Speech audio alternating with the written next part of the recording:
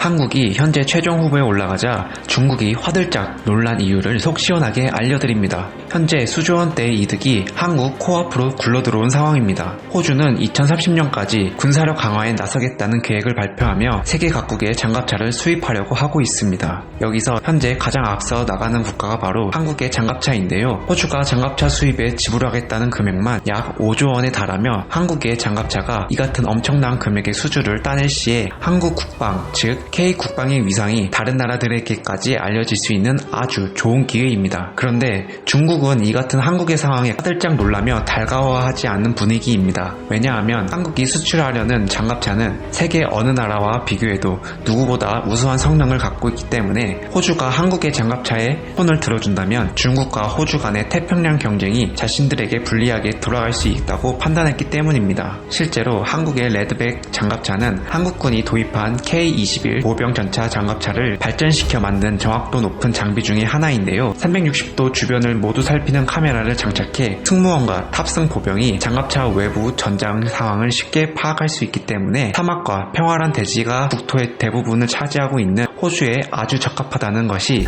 호주 국방 관계자가 이 점을 크게 평가했는데요. 이 같은 성능뿐만 아니라 레드백의 방호력은 호주군이 처음 요구했던 수준을 뛰어넘는다는 평가를 받고 있습니다. 장갑차의 차체는 어떤 종류든 간에 총탄과 포탄 파편을 충분히 막아내는 장갑을 달았고 이스라엘 IMI에서 개발한 능동 방호 시스템도 적용한 최첨단 장비이기 때문에 호주 입장에서는 중국의 로켓 공격을 원천적으로 무력화시킬 수 있다며 한국의 장갑차를 우선시하며 검토하고 있습니다. 이러한 레드백 장갑차를 제조하고 있는 기업인 한화는 최적화된 장갑 구조로 이전의 장비들의 단점들을 보완하며 호주 정부의 구매 매력도를 높이며 5조 원을 수주하겠다는 목표를 다짐했는데요. 다른 세계 장갑차보다 우수한 점을 꼽으라면 기동성과 방호력이 다른 경쟁사들과 비교할 때 굉장한 우위를 점하며 호주 정부의 선택을 기다리고 있는 상황입니다. 현재 중국은 이 같은 상황이 굉장히 불편하지만 바깥으로 화를 낼 수 없는 상황인데요. 왜냐하면 호주 정부 자체가 중국을 적국으로 표시하고 있지 않기 때문에 한국과 호주의 장갑차 거래 자체에 중국이 개입할 수 있는 이유가 없기 때문에 애써 쓴웃음을 보이며 이를 지켜볼 수밖에 없는 상황입니다. 하지만 호주는 직접적으로 표현하지는 않았지만 호주가 발표한 2020년 국방 전략 갱신에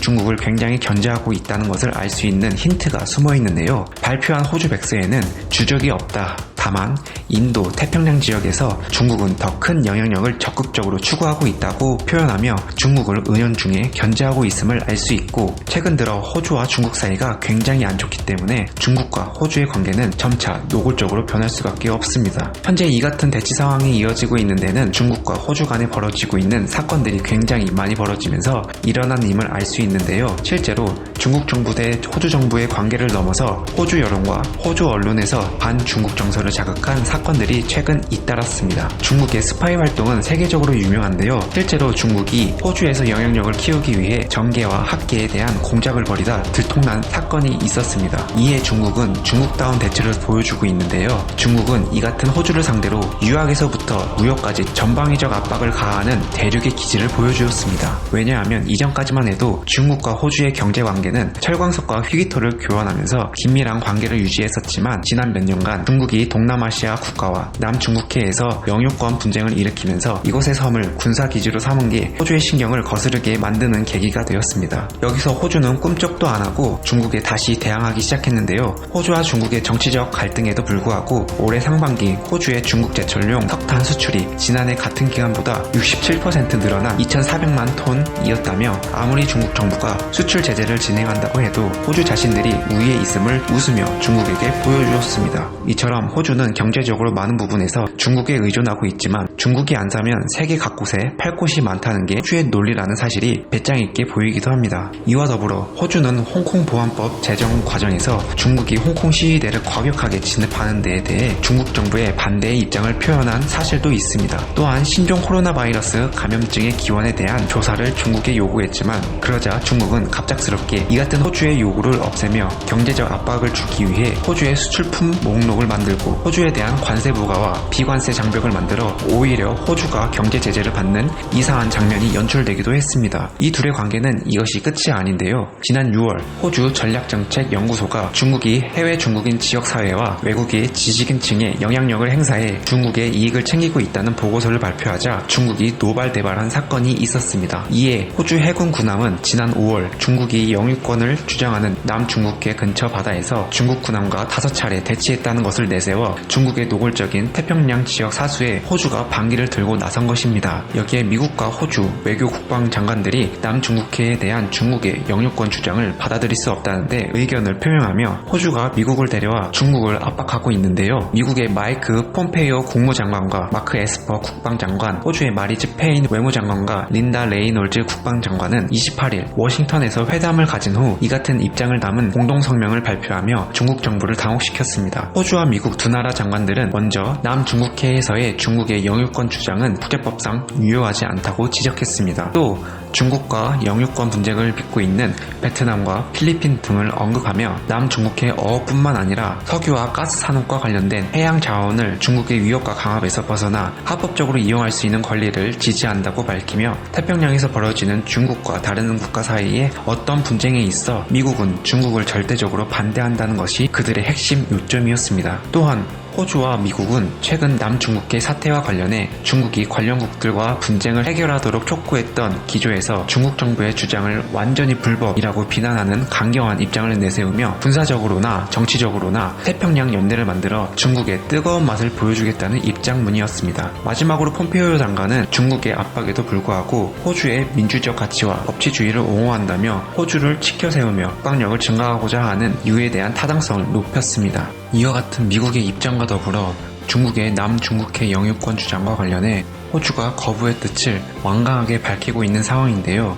호주 유엔 대표부는 지난 23일 남중국해의 전역에 대한 중국의 주장을 거부하고 국제법과 모순된다는 내용의 문건을 유엔에 제출하며 중국과 호주의 상황은 극에 치닫고 있습니다. 이 문건에 따르면 중국 남중국해에 대해 주권을 주장하지만 태평양 해역 내에 주권 권리와 관할권 등 역사적 권리를 보유한다는 법적 근거가 없다는 점을 바로잡으며 중국의 해상 야욕을 잠재우려고 노력하고 있었습니다. 그러면서 중국의 확정적인 내외와 영해를 제외하고는 배타적 경계수역, 대륙붕에 대한 어떠한 주장도 인정하지 않는다고 호주의 강한 면모를 함께 보여주었습니다. 더불어 호주 정부가 중국을 포함한 남중국해의 모든 분쟁을 벌이는 당사국의 국제법에 따라 이견을 평화적으로 해결하도록 권장한다고는 말했지만 호주도 한국의 장갑차에 관심을 보이며 군사력을 키우고 있는 모양새입니다. 이처럼 현재 중국을 상대로 국방력과 연대체계를 형성하고 싶어하는 호주는 K-무기 체계를 선택할 가능성이 높으며 한국 방산혁신의 아이콘인 한화 레드백을 수입해 호주의 방어체계를 높여줄 것으로 기대하는 분위기입니다. 이렇게 레드백 장갑차는 본래부터 호주군의 차기 장갑차 시장을 염두에 개발됐는데요. 김중석 한화 디스펜스 팀장은 레드백 장갑차는 호주 육군이 가지고 있던 구형 장갑차 M113을 도태시키고 신형 장갑차로 교체하기 위한 사업을 위해 호주군 장갑차 사업에 부합하도록 제작됐다고 밝히며 그동안 한국 방산 산업을 어떻게 하면 세계로 넓힐 수 있을까 하는 고민과 노력을 했는지를 알 수 있었습니다. 이에 하나 디펜스가 코로나19 여파에도 불구하고 꾸준한 신규 사업 수주와 성능 개발 및 각종 외주 정비 계약 등을 따내며 K-방산 산업의 위상을 높이고 있는데요. 이미 국내에서는 30일 K56 탄약 운반 장갑차 추가 양산 계약을 맺으며 국내 방산 산업에서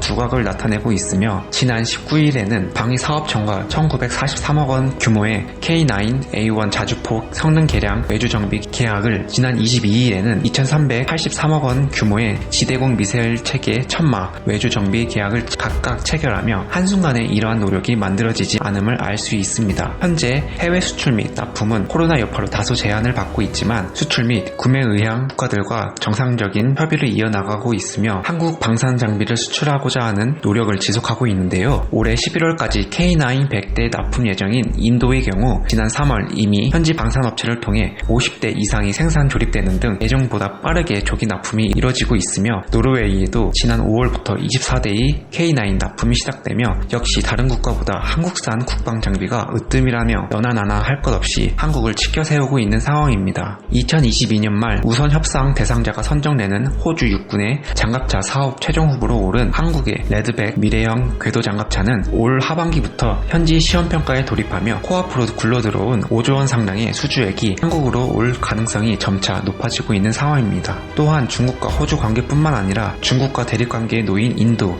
베트남, 대만 등이 한국 국방산업에 지속적으로 문을 두들기고 있는 상황이 한국 국방산업이 웃을 수 있는 이유인데요. 이 때문에 레드백 장갑차뿐만 아니라 다른 무기체계도 엄청난 수주액을 한국으로 걷어들이며 오히려 한국 무기 장비체계를 더욱 개발할 수 있는 자금이 확보될 수 있지 않을까 하는 기대감이 높아지고 있는 상황입니다. 오늘 제가 정리한 한 줄 이슈는 여기까지입니다. 끝까지 저와 함께 해주셔서 감사합니다. 더 나은 내일을 위해 오늘도 한 줄 이슈 시청해주셔서 감사합니다.